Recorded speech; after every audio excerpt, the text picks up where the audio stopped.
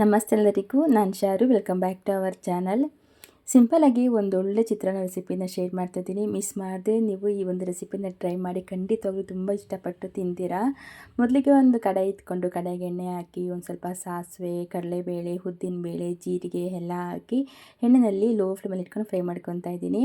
ಇನ್ನು ಒಗ್ಗರಣೆಗೆ ಜೊತೆಗೆ ಒಂದು ಸ್ವಲ್ಪ ಒಣಗಿದ ಮೆಣಸಿನ್ಕಾಯಿ ಹಾಗೆ ಗೋಡಂಬಿ ಎಲ್ಲ ಸೇರಿಸ್ಕೊಂಡು ಕೊನೆಯದಾಗಿ ಮತ್ತೊಂದು ಸಾರಿ ನಾನೀಗ ಕರಿಬೇವು ಸೊಪ್ಪನ್ನು ಸಹ ಸೇರಿಸ್ಕೊಂಡು ಲೋ ಫ್ಲೇಮಲ್ಲಿ ಇಟ್ಕೊಂಡು ಫ್ರೈ ಮಾಡ್ಕೊತಾ ಇದ್ದೀನಿ. ಈ ಒಂದು ಚಿತ್ರಾನ್ನ ನೀವು ಒಂದು ಸಾರಿ ಮಾಡಿ ತಿನ್ನಿ, ಪದೇ ಪದೇ ಮಾಡ್ಕೊಂಡು ತಿಂತಾ ಇರ್ತೀರಾ.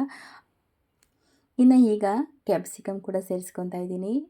ಕ್ಯಾಪ್ಸಿಕಮ್ನ ಚೆನ್ನಾಗಿ ಎಣ್ಣೆಯಲ್ಲೇ ಫ್ರೈ ಮಾಡಿದ್ರೆ ಅಸಿಡಿಟಿ ಆಗಲ್ಲ, ತುಂಬಾ ಚೆನ್ನಾಗಿರುತ್ತೆ. ನಿಧಾನಕ್ಕೆ ಒಂದು ಎಲ್ಲ ಸಾಮಗ್ರಿಗಳನ್ನು ಹುರ್ಕೊಳ್ಬೇಕು. ಈಗ ಕೊತ್ತಂಬರಿ ಸೊಪ್ಪನ್ನೇ ಸೇರಿಸ್ತಾ ಇದ್ದೀನಿ. ಕೊತ್ತಂಬರಿ ಸೊಪ್ಪು ಫ್ಲೇವರ್ ಬರಬೇಕು ಅಂತಂದರೆ ಒಂದು ಸ್ವಲ್ಪ ಕೊತ್ತಂಬರಿ ಸೊಪ್ಪನ್ನು ನಾವು ಮೊದಲೇ ಎಣ್ಣೆಯಲ್ಲಿ ಫ್ರೈ ಮಾಡ್ಕೊಳ್ಬೇಕು. ನಂತರ ನಾನಿಲ್ಲಿ ಹಸಿಮೆಣಸಿಗೆ ಸೇರಿಸ್ಕೊಂಡಿದ್ದೀನಿ. ಹಾಗೆ ಶುಂಠಿಯನ್ನು ಈ ರೀತಿ ಸಣ್ಣ ಸಣ್ಣಕ್ಕೆ ಉದ್ದಕ್ಕೆ ಹೆಚ್ಚಿ ಇಟ್ಕೊಂಡು ಸೇರಿಸ್ಕೊಂಡಿದ್ದೀನಿ. ಸೊ ಇದನ್ನೆಲ್ಲ ಸೇರಿಸಿ ಮತ್ತೊಂದು ಸರಿ ಚೆನ್ನಾಗಿ ಇದನ್ನೆಲ್ಲ ನಾವು ಫ್ರೈ ಮಾಡ್ಕೊಳ್ಳೋಣ. ನಮಗೆ ಕೊತ್ತಂಬರಿ ಸೊಪ್ಪು ಫ್ಲೇವರು ಜೊತೆಗೆ ಆ ಶುಂಠಿ ಫ್ಲೇವರ್ ಕೂಡ ತುಂಬಾ ಚೆನ್ನಾಗಿರುತ್ತೆ.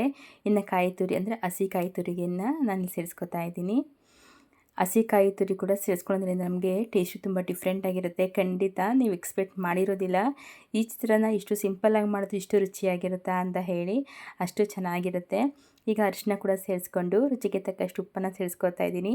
ಇಷ್ಟೇ ಸಾಮಗ್ರಿಗಳನ್ನು ಹಾಕ್ಕೊಂಡು ನಾವು ಈ ಚಿತ್ರಾನ್ನವನ್ನು ಮಾಡ್ಕೊಳ್ಳೋದು.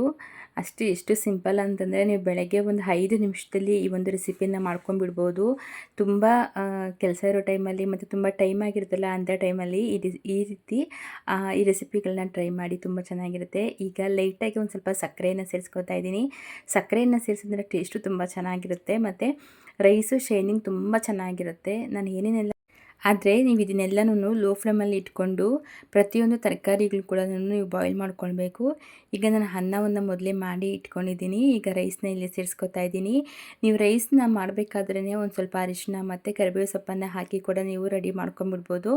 ನಾನು ವೈಟ್ ರೈಸ್ ಸ್ವಲ್ಪ ತೊಗೊಂಡು ಮಾಡ್ಕೊತಾ ಇದ್ದೀನಿ, ಅಂದರೆ ನಮಗೆ ಎಷ್ಟು ಬೇಕೋ ಅಷ್ಟು ಅಂತ ಹೇಳಿ. ಜೊತೆಗೆ ರಸಮ್ ಕೂಡ ಮಾಡ್ಕೊತಾ ಇದ್ದೆ. ಹಾಗಾಗಿ ನಾನು ರಸಮ್ಗೆ ಮತ್ತು ಚಿತ್ರಾನ್ನಕ್ಕೆ ಎರಡನ್ನೂ ಡಿವೈಡ್ ಮಾಡಿಕೊಂಡು ಇಲ್ಲಿ ಅನ್ನ ತೊಗೊಂಡಿದ್ದೀನಿ. ಹಾಗಾಗಿ ನಾನು ಅರಿಶಿನ ಮತ್ತು ಕರಿಬೇವು ಸೊಪ್ಪನ್ನು ಸೇರಿಸ್ಕೊಂಡಿಲ್ಲ. ನೀವು ಬೇಕು ಅಂತಂದರೆ ಮೊದಲೇ ಒಂದು ಸ್ವಲ್ಪ ಅರಿಶಿನ ಹಾಕಿ ಕರಿಬೇವು ಸೊಪ್ಪನ್ನು ಹಾಕಿ ಅನ್ನ ಮಾಡ್ಕೊಂಬಿಟ್ರೆ ಇನ್ನೂ ತುಂಬಾ ಚೆನ್ನಾಗಿರುತ್ತೆ. ಈಗ ನಾನು ನೋಡಿ ರೈಸೆಲ್ಲ ಹಾಕಿದ್ದೀನಿ, ಚೆನ್ನಾಗಿ ಮಿಕ್ಸ್ ಮಾಡಿದ್ದೀನಿ. ಮಿಕ್ಸ್ ಮಾಡಿದ ನಂತರ ಕೊನೆಯದಾಗಿ ನಾವು ನಿಂಬೆಹಣ್ಣಿನ ರಸವನ್ನು ಸೇರಿಸ್ಕೊಳ್ಬೇಕು. ಈಗ ಮತ್ತೊಂದು ಸಾರಿ ಕೊತ್ತಂಬರಿ ಸೊಪ್ಪನ್ನು ಸೇರಿಸ್ಕೊಂಡ್ರೆ ನೋಡೋಕ್ಕೂ ಚೆನ್ನಾಗಿರುತ್ತೆ, ತಿನ್ನೋಕ್ಕೂ ಚೆನ್ನಾಗಿರುತ್ತೆ. ಫ್ಲೇವರ್ ಬರೋದಿಲ್ಲ. ಏನಕ್ಕೆ ಅಂತಂದರೆ ನಾವು ಕೊನೆಯದಾಗಿ ಕೊತ್ತಂಬರಿ ಸೊಪ್ಪನ್ನು ಯಾವುದೇ ಅಡುಗೆನಲ್ಲೂ ಸೇರಿಸ್ಕೊಂಡ್ರೂ ಅದು ನಮಗೆ ಚೆನ್ನಾಗಿ ಕಾಣಿಸುತ್ತೆ. ಬಟ್ ಫ್ಲೇವರು ಸಾಂಬಾರ್ಗಾಗಿರ್ಬೋದು ಅಥವಾ ಅನ್ನಕ್ಕಾಗಿರ್ಬೋದು ಅದು ಇದ್ದಿರೋದಿಲ್ಲ. ಚೆನ್ನಾಗಿ ನಮಗೆ ಫ್ಲೇವರ್ ಬರಬೇಕು ಅಂತಂದರೆ ನಾವು ಸಾಂಬಾರು ಮಾಡ್ತಾ ಇರ್ತೀವಲ್ಲ, ಅರ್ಧದಲ್ಲಿ ನಾವು ಒಂದು ಸ್ವಲ್ಪ ಕೊತ್ತಂಬರಿ ಸೊಪ್ಪು ಇರ್ಬೋದು ಅಥವಾ ಪುದೀನ ಸೊಪ್ಪು ಇರ್ಬೋದು ಸೇರಿಸ್ಕೊಳ್ಳೋದ್ರಿಂದ ಫ್ಲೇವರ್ ತುಂಬಾ ಚೆನ್ನಾಗಿರುತ್ತೆ. ಈಗ ನೋಡಿ ಇಷ್ಟು ಚೆನ್ನಾಗಿ ನಮಗೆ ಚಿತ್ರಾನ್ನ ರೆಡಿ ಆಯಿತು ಅಂತ ಹೇಳಿ. ಹೆಚ್ಚು ಕಡಿಮೆ ಏನು ಖಾರ ಉಪ್ಪು ಎಲ್ಲ ಏನು ಇಲ್ಲದೇ, ಅರಿಶಿನ ಕೂಡ ಹೆಚ್ಚಿಗೆ ಇಲ್ಲದೇ ಇಷ್ಟು ರುಚಿಯಾಗಿ ಇಷ್ಟು ಹಿತವಾಗಿ ಆರೋಗ್ಯಕರವಾಗಿ ನಮಗೆ ಈ ಚಿತ್ರಾನ್ನ ರೆಡಿ ಆಯಿತು. ಜಸ್ಟ್ 5 ನಿಮಿಷ ಸಾಕು ಈ ಚಿತ್ರಾನ್ನ ಮಾಡ್ಕೊಳ್ಳೋಕ್ಕೆ. ಅಷ್ಟು ರುಚಿಯಾಗಿರುತ್ತೆ. ಖಂಡಿತ ನೀವು ಒಂದ್ಸರಿ ಟ್ರೈ ಮಾಡಲೇಬೇಕು. ನೀವೇ ಕಮೆಂಟ್ ಮಾಡಿ ಹೇಳ್ತೀರಾ, ಅಕ್ಕ ಚಿತ್ರಾನ್ನ ಎಷ್ಟು ಸಖತ್ತಾಗಿತ್ತು ಅಂತ ಹೇಳಿ. ಅಷ್ಟು ಸೂಪರಾಗಿರುತ್ತೆ. ಇನ್ನೇನೀಗ ಚಿತ್ರಾನ್ನ ಕೂಡ ರೆಡಿ ಆಗೋಯ್ತು. ನೋಡಿ ಎಷ್ಟು ಬಿಸಿ ಬಿಸಿಯಾಗಿ. ನಮಗೆ ತಿಂತ ಕೊಬ್ಬರಿ ಹಾಗೆ ಕ್ಯಾಪ್ಸಿಕಮು ಜೊತೆಗೆ ಶುಂಠಿ ಎಲ್ಲ ಸಿಗ್ತಾ ಇರುತ್ತಲ್ಲ, ಬಾಯಿಗೆ ತುಂಬಾ ಹಿತವಾಗಿರುತ್ತೆ, ತುಂಬ ರುಚಿಯಾಗಿರುತ್ತೆ.